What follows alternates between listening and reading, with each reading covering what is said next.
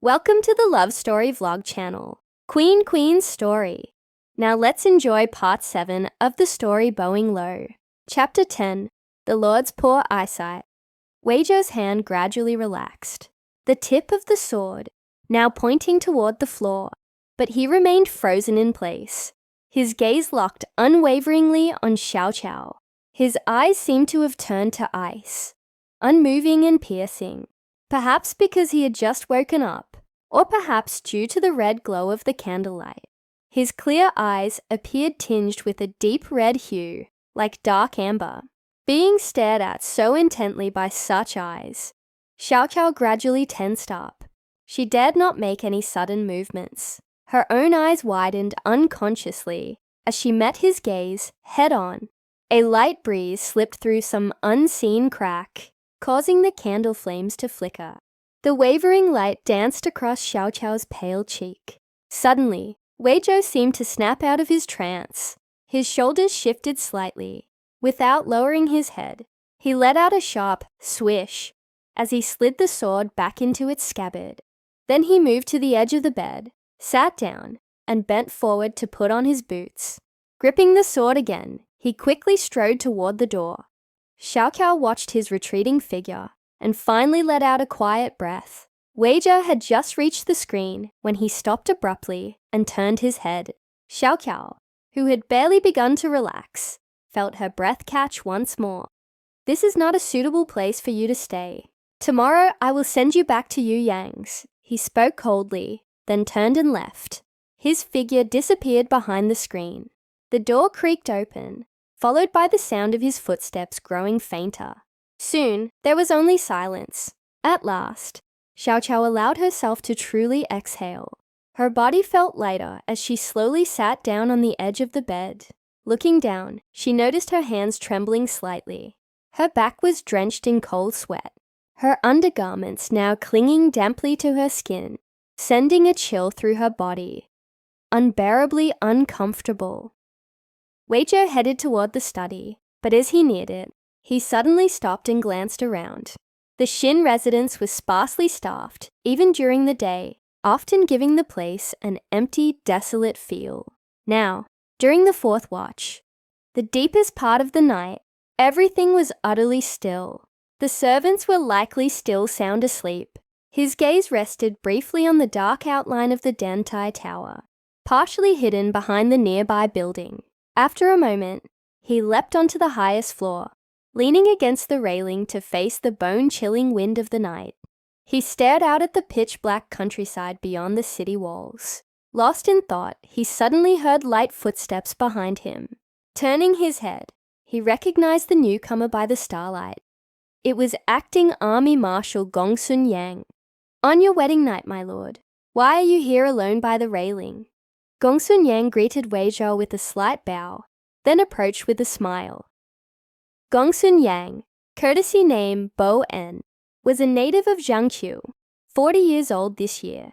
In the days of Weizhou's father, Weijing Gongsun, Yang had come from humble origins and had been an obscure figure among the many talented men under Weijing's command. After Weijing's death, when Yuzhou faced peril, surrounded by enemies on all sides, Gongsun Yang, thanks to his eloquence and strategic mind, presented a series of plans to the higher authorities. His proposals turned crisis into opportunity multiple times, gradually earning the favor of Lady Shu. Later, when Weizhou began leading military campaigns, Gongsun Yang followed him in both northern and southern expeditions. He now served as acting army marshal and was one of Weizhou's most trusted advisors. When the Chao family of Yanzhou had recently proposed a marriage alliance, the envoy had arrived while Weizhou was away. Upon his return, he learned that his grandmother, Lady Zhu, had already accepted on his behalf. Initially, Weizhou had been reluctant and had wanted to send someone to intercept the envoy. Before news of the engagement could spread, it was only after Gongsun Yang patiently and thoroughly persuaded him that Weizhou finally agreed to the marriage. "Master, why aren't you wrapped in your quilt sleeping soundly? What brings you out here to catch the night breeze?" Wei Zhou countered with a question of his own. I drank a bit too much last night, Gongsun Yang replied with a smile. Now that I've sobered up, I can't fall back asleep. The stars seemed especially bright tonight, so I decided to come up here to admire the Milky Way. I didn't expect to find my lord here as well. After speaking, Gongsun Yang chuckled softly and walked over to stand beside Wei Zhao. He continued, I once heard an old saying from Yanzhu. If Luo Shui holds 10 parts of divine beauty, the two cows claim 8. I had always thought that was an exaggeration. But tonight, after seeing Lady Chow at your wedding, I must say it was no mere boast. Under the gaze of so many eyes, she carried herself with remarkable composure and grace. Truly a beauty worthy of praise. My lord is fortunate to have won such a fine lady. Congratulations are in order. As he spoke, an image of her face flickered through Wei Zhao's mind. Her terrified, wide eyes staring at him just moments ago. He could clearly recall the way her lashes had trembled, though her small, delicate face had stubbornly maintained an air of calm.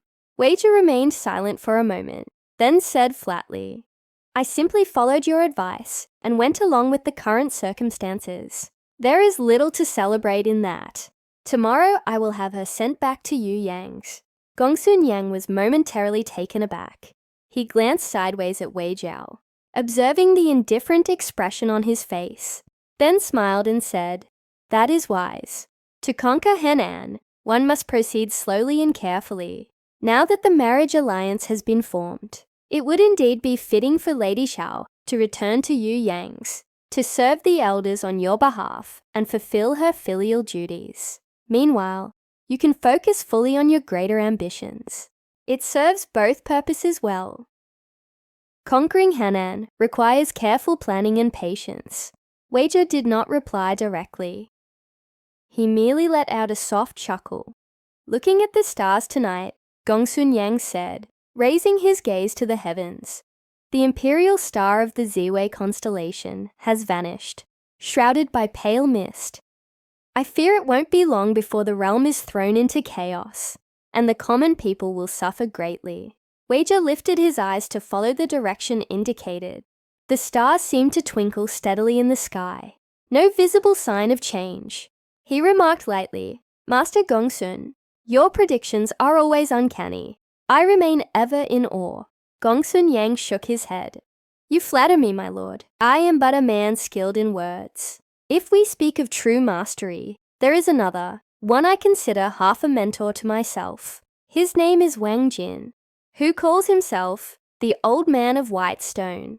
He is the 20th disciple of the Mo family. Not only is he well versed in mystical arts, but he also possesses profound knowledge of the heavens and excels in the medical arts of the Yellow Emperor and Chibo. His learning is deep and broad.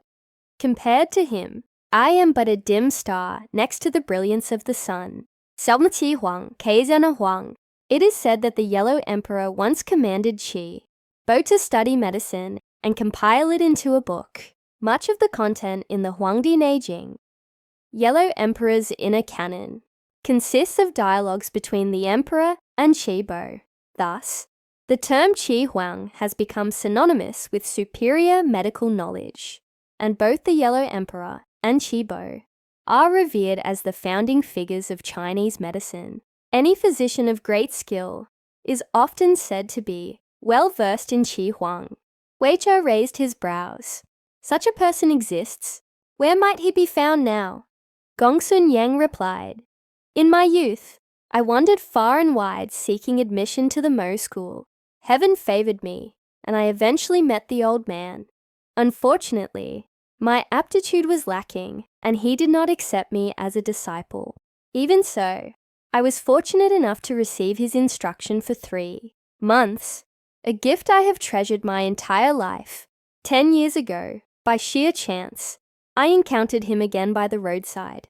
It was then I learned that he had chosen to abandon worldly affairs, wandering the land once more, using the medical arts of Qi Huang to heal the masses. 10 years have passed since that meeting. I know not where he is now. If he still lives, he must be past 70. A cold gust of wind swept through, and Gong Sun Yang suddenly began coughing hoarsely. Years ago, while serving in the military, he had sustained an injury.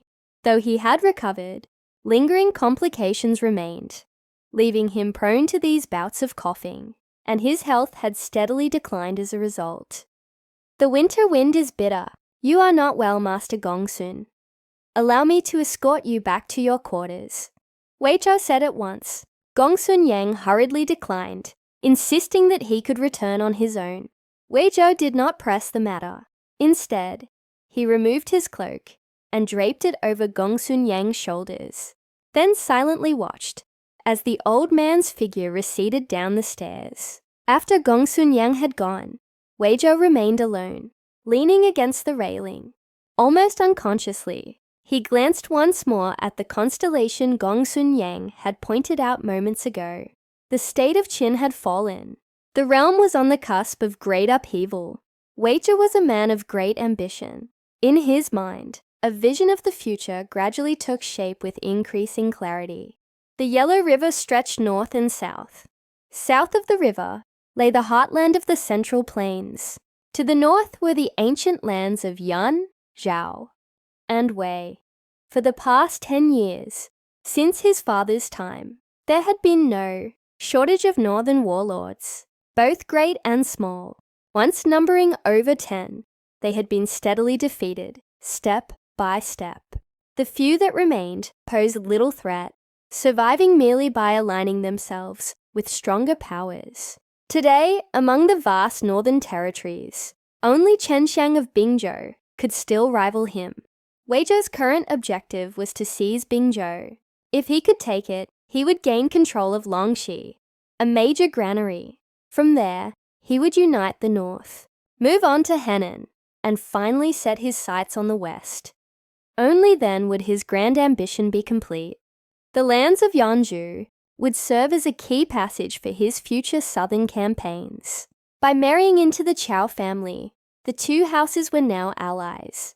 Given the strength of the Wei family, this marriage would bolster the Chao family's standing. In truth, it would ensure they guarded his southern route when the time came. His grandmother, Lady Xu, was a woman of great foresight. No doubt she had already calculated this outcome.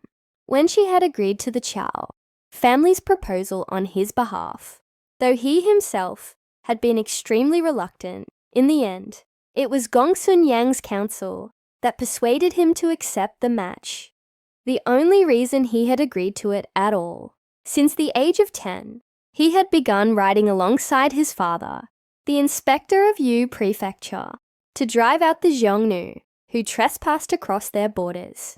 Their campaigns had taken them as far as Yunnan and Shufang. To him, his father had seemed like a god. 10 years ago, due to the treachery of the Chao family, he had suffered the loss of both his father and elder brother. He had never believed the Chao family's excuse, that their messenger had been ambushed en route. To him, such people were worse than pigs and dogs, no different from Li Su of Chen Commandery, scum who would one day be completely eradicated. Now that he had married a daughter of the Chao family, it was merely a matter of using their own schemes against them. Other than the loathing this marriage stirred in his heart, he had no further qualms about it. As for that daughter of the Chao family, his gaze shifted, turning once more toward the bridal chamber in Xiayang, from which he had just emerged. He looked at it for a moment. From afar, the faint red glow of candlelight still flickered beneath the window, stark and vivid. Against the surrounding darkness, she could only blame her ill fate, Wei Zhou thought. He could not help recalling the moment during the wedding ceremony, when he had first seen her, supported by others, as she walked step by step toward him. She looked passable enough, but by his estimation, the flesh on her entire body might not even weigh 2 taels. Almost reflexively, he curled his lips in a faint sneer. After Wei Zhou had left, Xiaokao no longer felt like sleeping. She remained huddled in her room, sitting silently until dawn. He never returned. When Xuannu and the maids arrived to help her wash and dress, word quickly spread beyond the room. The new bride had failed to win the Marquise's favor. After the wedding night, she was already being sent away to Yuyang. Yuyang was the Wei family's stronghold. It was where Wei Zhao's grandmother, Madame Tu, and the widowed Lady Chu currently resided. It was only proper for a daughter-in-law to go to her husband's ancestral home to serve the elders and fulfill her filial duty, but to be sent away so hastily on the very second day of her marriage. This was truly disgraceful. At first, Guanyu tried to act as if nothing were amiss in front of Xiao Xiao, but eventually, she could no longer hold back. She dismissed the other maids, took Xiao Xiao's hand, and tearfully said, "My lady, this morning I heard that during the fourth watch, someone going out in the night saw the Marquis from afar. Why did he leave your room so quickly? Did you forget what I warned you about? Did you perhaps anger him somehow? Is that why he is sending you off to Yuyang so soon?" Xuannu's words were blunt. The servants were already gossiping that Wei Zhao had been displeased with his new bride in the marriage bed and was now banishing her to her hometown. Xiao Qiao felt both aggrieved and frustrated, yet she could not speak of it openly. How could she tell Xuannu that after returning drunk, the groom had not even looked at her, let alone touched her? He had gone straight to sleep. In the middle of the night, she had woken up cold and simply tried to pull a blanket over herself, only to nearly be killed when he mistook her for an assassin. Clearly, this man must have done far too many things against his conscience to be so paranoid even in his sleep. "I didn't offend him," Xiao Qiao said softly. "He didn't touch me at all last night. It's simply that he dislikes me. My uncle and the Wei family arranged this marriage for their own ends. I agreed to it, fully aware of what it entailed. Going to Yuyang doesn't bother me. I'd have to go sooner or later anyway. As for what people may say, let them talk. I won't let it trouble me, and neither should you. Such things would likely not be the last. More would surely come in the future." Xiao Qiao did not want Xuannu to harbor false hopes. It was better to be clear now. "Xuannu, though you are but a servant, I have always regarded you as half a mother to me. Now that I've married into the Wei family, you are the only one at my side whom I can trust completely. I hope that you will remain absolutely loyal to me, and that in the future, when troubles arise, you will be willing to lend me your aid." Xuannu was taken aback. She stared at Xiao Qiao in silence. Sunlight streamed through the eastern lattice window, reaching all the way to the dressing table, gilding her young skin in a warm golden hue.